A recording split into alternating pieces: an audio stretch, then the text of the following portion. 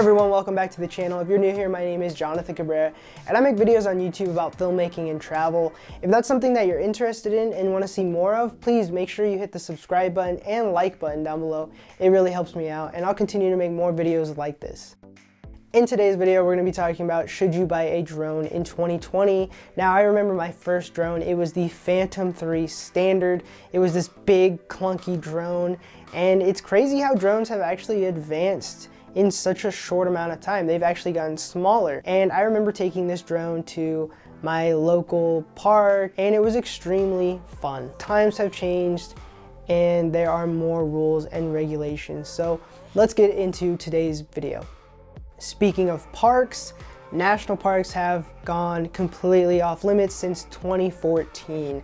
Now, this reason is because you could crash your drone, it could explode, you could disturb the wildlife. There's just a bunch of different reasons. And this has restricted a lot of people of enjoying their drone as a hobby. But fast forward to 2020 now, they've actually started cracking down on people flying in parks. The park that I used to practice in, I can't even practice in anymore because people will complain. Drones are actually banned in my area that I'm not gonna say. Instead of me wanting to, go out and practice, I can't. You really have to think about what you're gonna do and how you're gonna do it without getting in trouble. Let's say you fly in a national park, then you are going to get slapped in the face. And when I say slapped in the face, I mean you're gonna get slapped in the face hard with a $5,000 fine.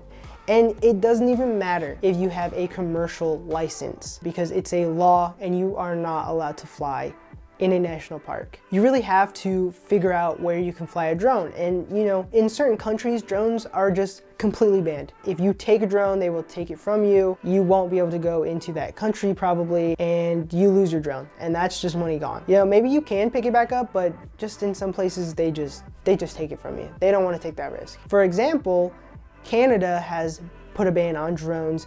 You cannot fly a drone there unless it's for commercial use. It's got to benefit Canada in some way. And think about if you really want to invest all that money into a drone, if you want to travel the world and capture these amazing drone shots, then what do you need to do?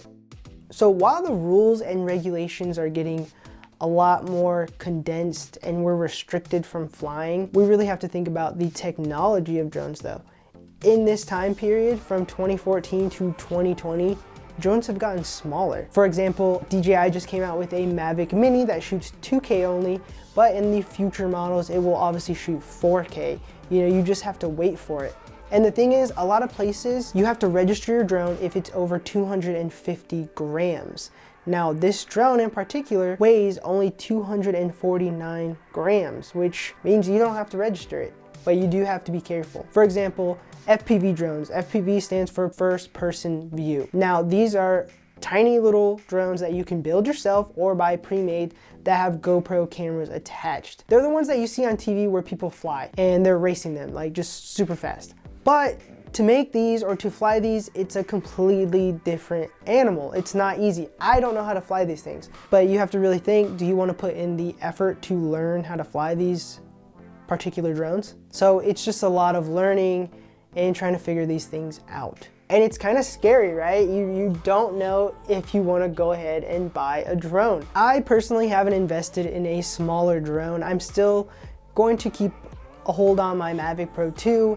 I know that it does gather dust sometimes, and I'm not really traveling at the moment, but when I do travel, I'll have it with me. And beforehand, I will look up the country, the state's rules and regulations, and I will be prepared. If they have a fee, then I'll pay the fee. And that's what you got to do. You got to be prepared for anything that happens in the future. The technology is changing and so are the rules. I mean, right now we are having a drone that is going to come out. I think it might be already out or it's coming out. It's going to shoot 8K. So if you're telling me that this big drone could shoot 8K with an already built-in camera, then we're going to have these tiny drones that are going to be able to shoot 4K and give us some amazing visuals. But we'll just have to wait and see what the future holds. Now really think about, do you want to invest in a drone in 2020? Think about all the options. You have the big drones that you can register for commercial use or do as a hobby, maybe in your backyard, but maybe your neighbors will tell on you and then you'll get reported. Do you want to fly a lower costing drone that is beyond the rules and just go with it with lower quality? Or do you want to learn an entirely different animal with FPV drones? It's a lot to think about. So really, you got to do your research. Thank you so much for watching this video. And if you're new here, be sure to hit the subscribe button for more videos like this. Hit the like button, it really helps me out with the YouTube algorithm so I can keep making videos like this and more people can see it. Leave me a comment down below what you think you're gonna do and where are you gonna fly next. I will see you guys in the next one. Peace.